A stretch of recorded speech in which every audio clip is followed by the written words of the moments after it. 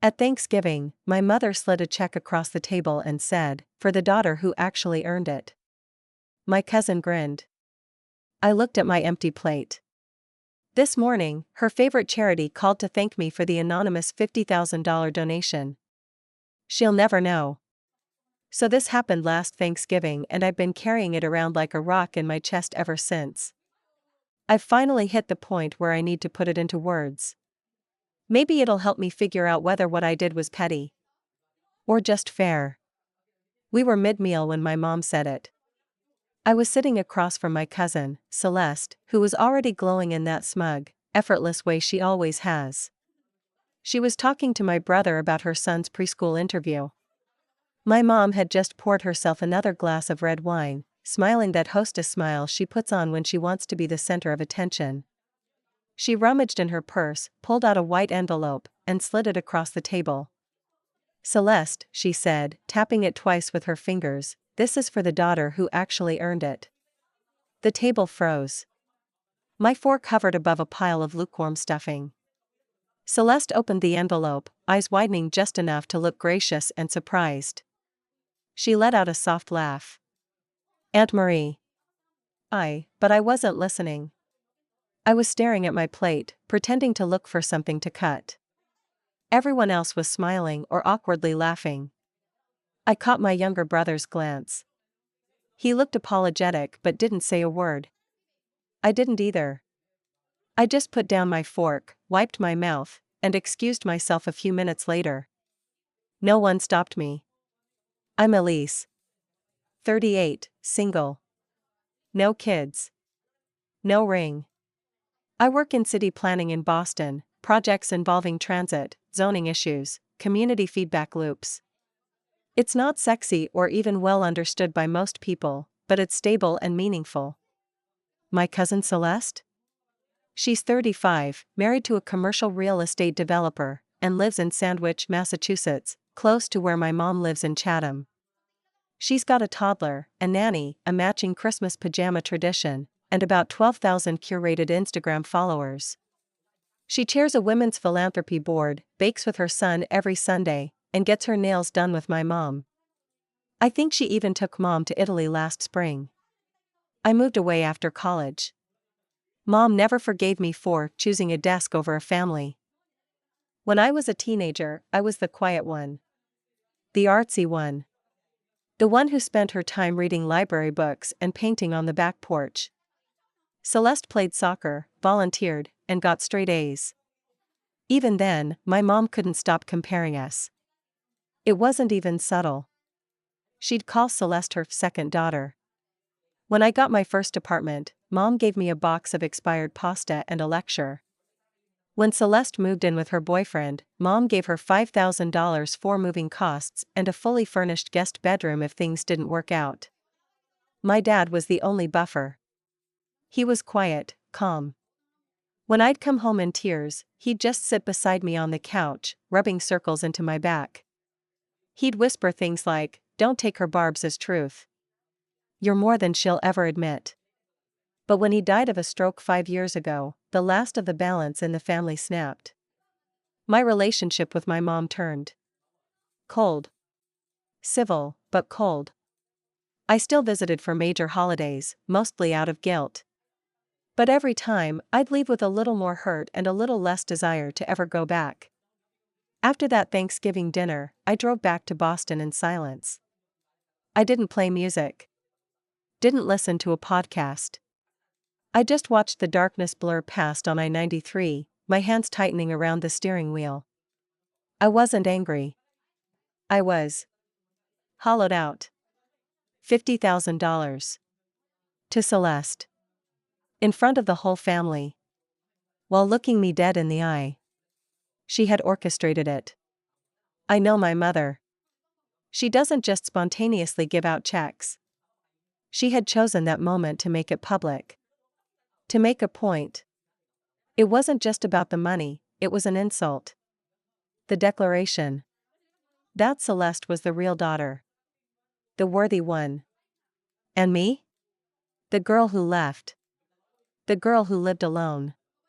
The girl who hadn't given her grandchildren or brunch dates or grandchildren's brunch dates. I sat on my couch that night with a glass of white wine and the blinds drawn shut. I remember the fridge humming softly and the tick of the thermostat kicking on. The city outside was glowing but distant. I looked at my savings account. I've always been cautious with money. I don't have anyone to fall back on, and Boston's expensive.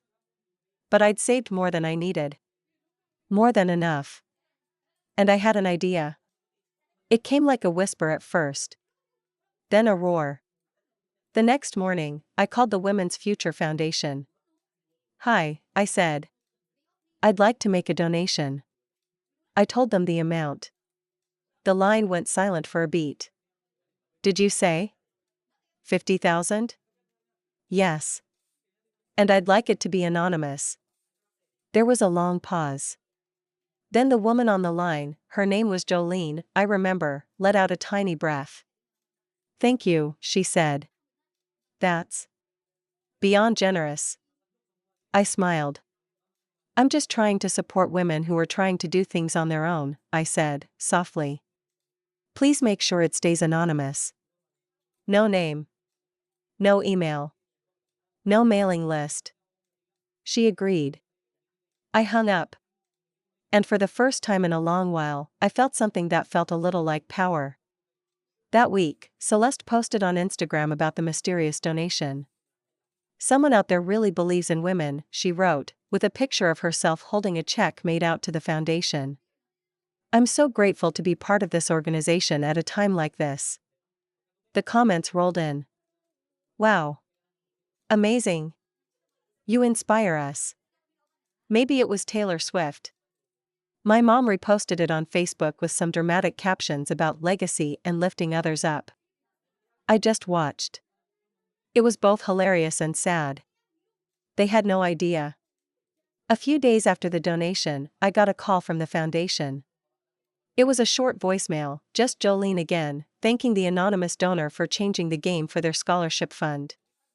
She said they were going to be able to fully sponsor 3 more women through their certificate programs this year. One of them was a single mom from Worcester who had been trying to get her GED for 4 years. I saved the voicemail.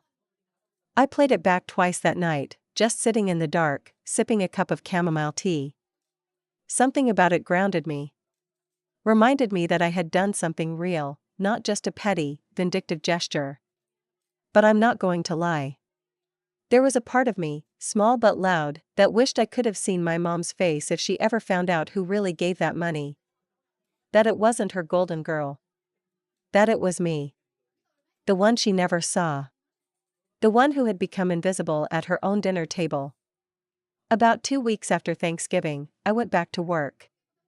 I hadn't told anyone about the drama, but my closest friend at work, Marta, could tell something was off. We were eating lunch in the break room, and she looked at me over the rim of her soup container. "You okay?" she asked. "You've been really quiet." I shrugged. "Family holiday. You know how it is." She nodded slowly. "You want to talk about it?" I hesitated, then gave her the very watered-down version. I said my mom had given my cousin a huge gift in front of everyone, and it was meant to sting. I told her I matched it with my own donation, left out the names, the specific amounts. Marta leaned back in her chair and gave me this look. It wasn't a pity. It was something else. Respect, maybe. "You turned it into something good," she said. "That's more than most people would have done." I didn't respond. I just smiled a little and looked down at my tea. Christmas was a minefield I didn't even try to navigate. I told my mom I wouldn't make it that year. Used work as an excuse, projects ramping up, last-minute deadlines, the usual lies she wouldn't question too hard. She didn't protest. In fact, she barely responded. Just a dry "hope you're doing well. We'll miss you," sent from her iPhone at 11:52 p.m. I spent Christmas Eve watching old movies, and Christmas Day volunteering with a local food pantry in Dorchester. It felt grounding. Humble. I wasn't trying to be noble, I just couldn't stand another holiday where I felt like the wrong piece in the puzzle. It wasn't until January that I heard about the Marie Room. Jacob texted me a picture from the foundation's new newsletter. They had expanded their downtown office and named a conference room after my mother. Apparently, she had been donating annually, and they saw this recent donation as a milestone moment in her support. Of course, they assumed it came from her. Jacob's text was short. "You see this? They think it was Mom." I replied, "Of course they do." He sent a string of LOL emojis, but also added, "Are you okay with that?" I stared at that text for a long time. Was I? It was complicated. Part of me wanted credit, not from the world, but from my mother. I wanted her to know I had the power to do something meaningful. That I didn't need her blessing or her handouts. That she could reject me all she wanted, but I had built my own worth. Quietly.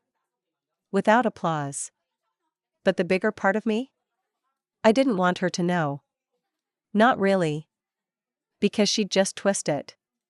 She'd either accuse me of trying to one-up Celeste, or worse, say nothing at all.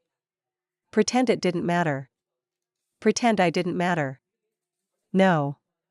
Let her think Celeste inspired some stranger to give. Let her believe her circle of goodness had reached someone powerful. Let her be proud of herself, even if it's based on a lie. Because pride is the only language she speaks. About a month later, I ran into Celeste at a baby shower for one of our second cousins in Waltham. It was the kind of afternoon where everyone brought Pinterest-perfect gifts and drank mocktails with sprigs of rosemary in them. Celeste, of course, was the guest who brought custom monogrammed baby linens. She spotted me near the cheese table and smiled, all white teeth and designer wool coat.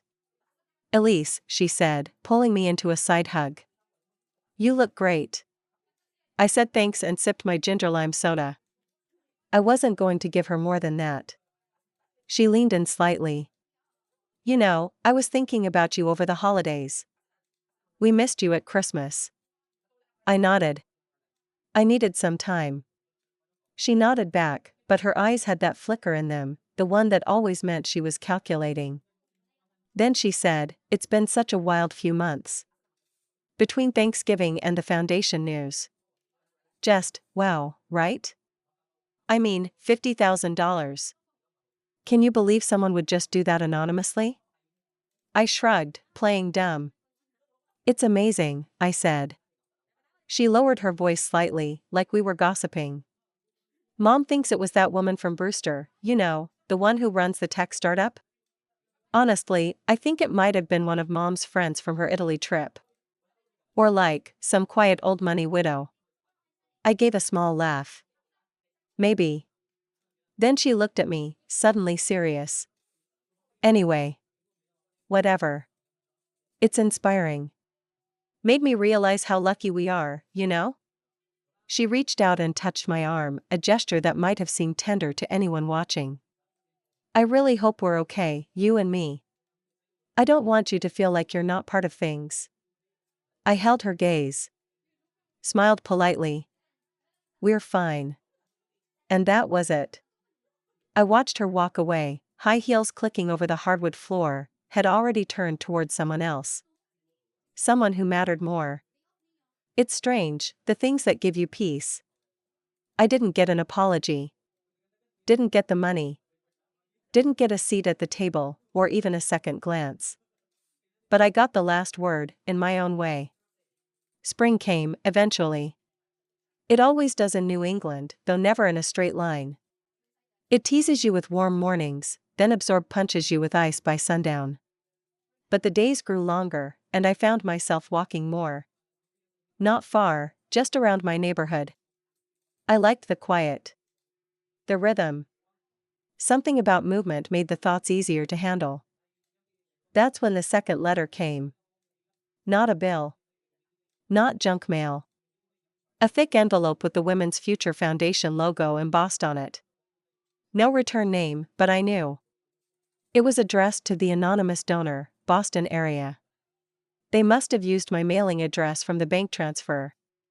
I took it inside, stood in my kitchen with the envelope in my hand, and hesitated. Part of me thought it was a mistake to open it. I had told them to keep me anonymous. I didn't want recognition, not really.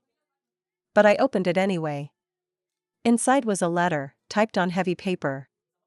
It wasn't a receipt or a generic thank you. It was from one of the scholarship recipients. Her name was Karina. 24. Single mom. She had left a toxic relationship and had been couch hopping with her baby daughter while trying to finish her high school diploma. She wrote that the scholarship would cover not just her GED courses, but childcare while she took them. She ended the letter with, "I don't know who you are, but you gave me back my future.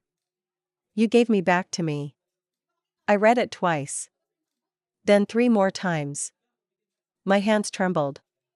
It hit differently than the voicemail. The voicemail had been distant, professional.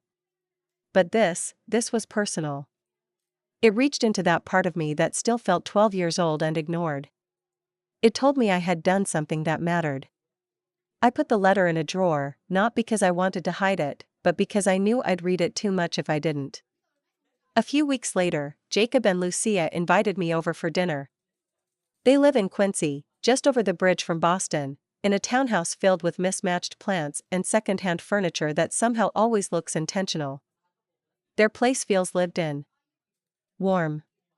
Lucia made empanadas and a lentil soup that made the whole kitchen smell like cumin and garlic and home. Over dinner, Jacob asked, out of the blue, "Did you ever think about telling Mom?" I didn't pretend I didn't know what he meant. I just shook my head. He looked at me for a long moment, like he was turning something over in his mind. Then he said, "I wish you would. She should know. It might change things." I laughed. Not bitterly, but with a tired softness.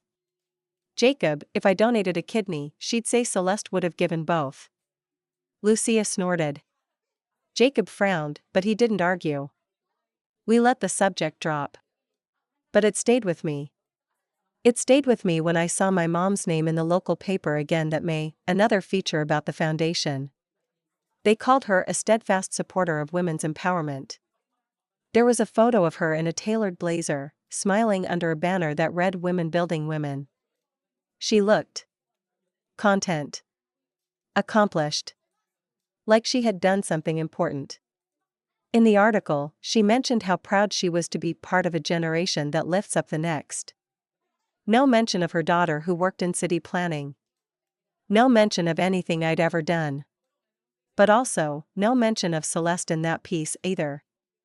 It was all Mom. Her quotes. Her face. And strangely, that made me feel a little better. Not because she deserved that spotlight, maybe she didn't, but because it reminded me of something Marta had said, "People like your mom, attention is their currency. But legacy? That's different. Legacy is what happens when you're not in the room." Summer came fast. By June, I was knee-deep in a project redesigning a neighborhood park in Roxbury. It was the kind of thing that most people drive by and don't think twice about, but I knew what it meant. A place for kids to run. For grandmothers to sit. For people to breathe. One afternoon, I was working with a small team at the site when an older woman from the neighborhood came by. She sat on the bench and struck up a conversation while we measured spaces for shade trees. "Y'all fixing this place up?" she asked. I told her yes, explained the upgrades, the accessibility features, the shaded seating. She smiled and nodded. "About time. My granddaughter used to play here, and I always told her, someday, someone will fix this up. Looks like today's that day." And something about that hit me harder than I expected. I wasn't just invisible. I wasn't. Just because my mom couldn't see me didn't mean others couldn't. The world was full of people I didn't need to prove myself to. Later that week, I got another text from Celeste. "Hey. Random, do you know anyone in the local planning office? There's a permit issue with our deck expansion." I stared at the screen for a moment. Then typed back, "Sorry, can't help. Try calling the department directly." Short. Polite. Empty. Just like how she talks to waitstaff. She replied with a thumbs up emoji. And just like that, the loop felt closed. In late July, I got a wedding invitation. One of our cousins again, someone I hadn't spoken to since college. The invitation was tasteful, beige and sage green with embossed lettering and a wax seal. Inside was a little folded note with the guest list. Of course, Celeste was a bridesmaid. Of course, my mother was reading a poem during the ceremony. I put it on the counter and forgot about it for a few days. Jacob texted me to ask if I was going. I told him I hadn't decided. I hadn't. It wasn't that I didn't want to be there. It was that I didn't want to be invisible there. I didn't want to sit in the back row while my mother paraded Celeste down the aisle like a prize. But more than that, I didn't want to let my mother control my presence. Being absent was its own kind of protest, sure, but so was showing up and owning the space I took. So maybe I'd go. Maybe I'd wear the blue dress I always feel good in. Maybe I'd stand at the bar and sip my wine and talk to people like I belonged, because I did. Because I've earned my life, even if no one ever handed it to me across a table in a white envelope. The wedding was held in August, in a restored barn venue just outside of Brewster, one of those Pinterest-perfect setups with string lights woven through reclaimed wood beams and wildflowers arranged in mason jars. When I arrived, the heat of the day was just starting to give way to the ocean breeze, and the parking lot was already filling up with SUVs and rented sedans. I sat in my car for a few minutes longer than I needed to, just watching the flow of guests heading in, clutching small gifts and greeting each other like everyone had always been close. I recognized most of them, family friends, distant cousins, a few people I hadn't seen since high school. And then there was Celeste, already in her bridesmaid dress, laughing loudly in the way people do when they know they're being watched. She hadn't seen me yet. Neither had my mother. I took a deep breath, fixed my hair in the rearview mirror, and got out. Inside, the reception area was bathed in soft golden light, the kind that makes everyone look more important than they actually are. I made a beeline for the bar, not for the drink, but to avoid the growing circle of relatives already beginning their ritual of loud hugs and louder stories. I was sipping a gin and tonic when I heard a voice behind me. "Elise?" I turned. It was Lydia, my cousin on my dad's side, one of the only people who'd ever really felt like an ally growing up. She was older than me by about 10 years, and had always had this air of quiet rebellion about her. At family functions, she was the one sneaking wine before dinner, making sarcastic comments about the hypocrisy floating through the room. "Hey," I said, genuinely smiling. "You came." I did. She leaned against the bar beside me. "You look peaceful. It's unnerving." I laughed. "I think I'm just tired of carrying things." She nodded, as if she understood exactly what I meant. "Well, you made the right call showing up. Mom said Marie's been telling everyone you were too busy with work to come. Like she's already laid the groundwork in case you flaked." I smiled again, though it felt tighter this time. She's consistent. Lydia looked over at the dance floor, where Celeste was posing with the bride. "And that one," she said under her breath. "Still perfect, I see." "Immaculate," I said. We clinked glasses. The rest of the evening passed like most weddings do. Speeches that were too long, salads no one touched, an emotional first dance, and a steady migration to the open bar. I floated on the edges, making small talk, dodging loaded questions, being seen but not quite noticed. It wasn't until dessert that I found myself near my mother. She was sitting with two women from her book club, recognizable by the pearls and the way they looked at me like they were searching for familiar features. I hadn't intended to pass by her table, but the layout of the barn meant I had to brush right past it to get to the bathroom. "Elise." I stopped. My mother's tone wasn't cold or warm. Just neutral. She said it like someone remembering a word they hadn't used in a while. I turned, offered a polite smile. "Hi." "You made it," she said, eyebrows raised slightly. "I did." She nodded slowly. That's good. One of the women at her table was watching us with blatant interest. My mother noticed and gave her a quick glance that shut it down. I heard your project in Roxbury got approved, she added, after a pause. I blinked. I hadn't told her that. How did you hear about that? Celeste mentioned it. She follows that kind of thing now, says it's all connected to the outreach work she's been doing. Of course. Well, yeah. It's been a long time coming. I'm glad it's finally happening. She nodded again. That's nice. There was a pause where she might have said more. But she didn't. Just sipped her wine, turned back toward her friends, and the conversation was over. Just like that. Back at my table, I sat down and stared at my untouched dessert. Jacob leaned over and whispered, "What did she say?" "Nothing," I murmured. And somehow, still too much. I left early. Not abruptly. Just quietly. No goodbyes. I stepped out into the night, the gravel crunching under my heels, and looked up at the stars. The air was cooler now, the kind of night you could breathe a little easier in. As I walked to my car, I passed the side of the barn, where you could hear the faint strains of dancing in the moonlight filtering through the wood. And there, standing just out of the light, was Celeste. She was on her phone, typing something quickly, her face lit by the screen. She looked up as I passed and gave a small wave. "You're leaving?" I nodded. "Yeah. Long day tomorrow." She tilted her head slightly, studying me. "You've changed, you know." I stopped walking. "What do you mean?" "You seem less bitter. Less tense. Whatever you're doing, keep doing it." I held her gaze for a second. "I am." And then I walked away. Not angry. Not triumphant. Just sure.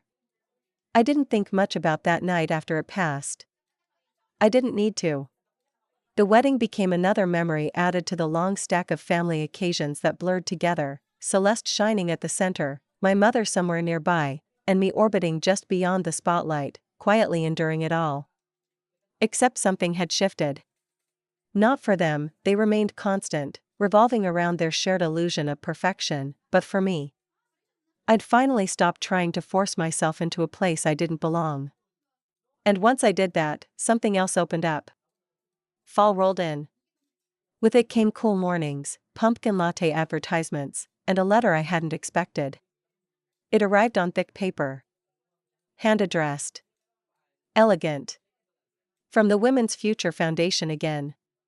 At first, I thought it might be another form letter thanking me for the donation, but the tone was different this time. It was an invitation. A private donor recognition event. Not public. Very select. Hosted in Boston, at the Harvard Club. A dinner to celebrate transformational contributors from the past year. Anonymous donors, major patrons, policy influencers. Inside the envelope was a note from Jolene, the same woman I'd spoken to on the phone almost a year earlier. "We know you've asked for anonymity, and we've honored that publicly. But if you'd like to attend, we'd love to recognize you quietly among other private benefactors. No stage. No cameras. Just shared company among those who've made significant impacts.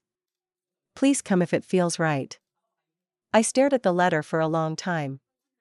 Part of me wanted to shred it, to keep the distance. But another part, the quieter, more honest part, wanted to be in that room. Not to gloat. Not even to be thanked.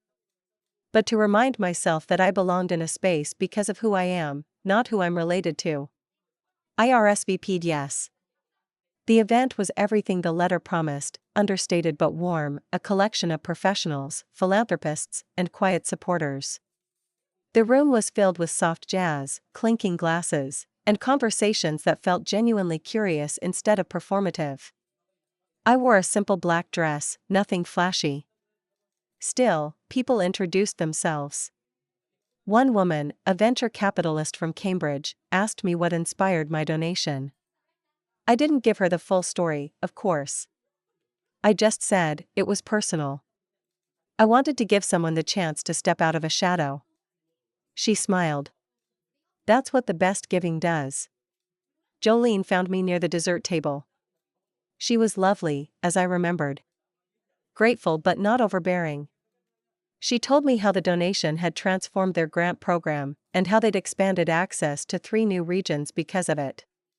Then she lowered her voice slightly. We've had an unusual number of inquiries about who made the donation, she said. People really wanted to know. We kept it private. But there's been a narrative. I raised an eyebrow. Jolene continued. There's someone out on the Cape who's been claiming it. Not directly, but enough to make others believe. I smirked. Let me guess. A woman in pearls? She laughed, startled. Something like that. I'm not surprised, I said. She thrives on being seen. Well, Jolene said, offering a kind smile, what matters is you know. And so do we. It might have ended there. But fate, being the funny, meticulous, and sometimes generous creature that it is, had one more card to play.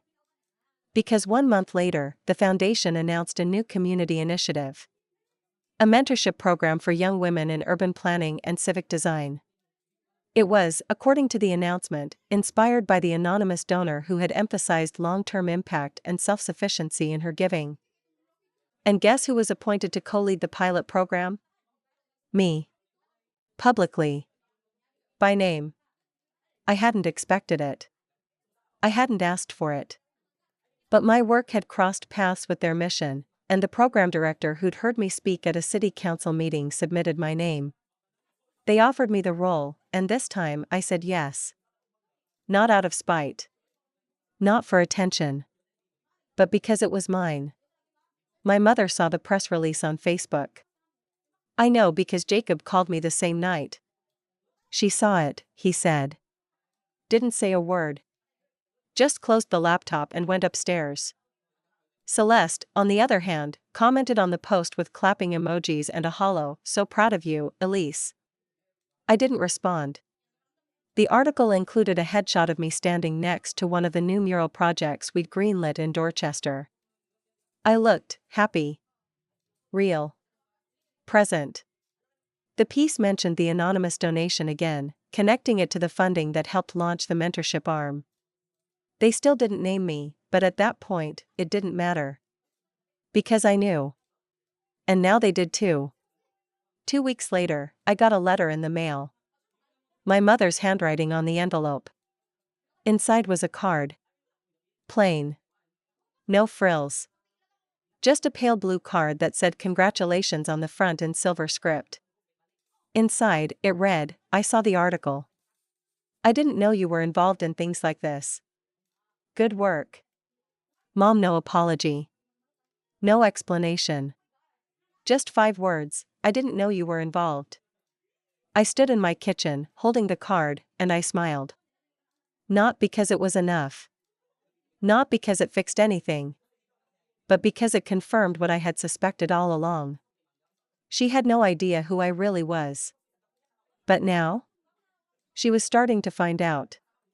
And she would never know the truth behind the check. She'd spend the rest of her life praising a legacy that didn't actually belong to her, thinking she inspired something she didn't even notice in her own daughter. That was the satisfying part. Not revenge with fire and fury. Just the quiet kind. The kind where you win so completely, they never even realize they lost.